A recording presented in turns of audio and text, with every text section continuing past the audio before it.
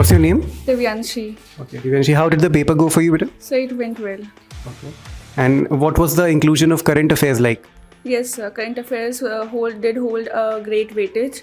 Do you find this entire exercise of All India Test Series like helping you? It is helping, and it also helps us look at our mistakes and where we lack. Okay, and how was the toughness level for the paper? Toughness was more of moderate to difficult level. Okay. Absolutely. And what about the inclusion of current affairs in the paper? Current affairs they were proportionately good. And is the entire exercise of All India Test Series helping you in your preparations? Definitely, it helps a lot. Are you ready for Civil Service Examination 2026? Yes, I am. Thank you.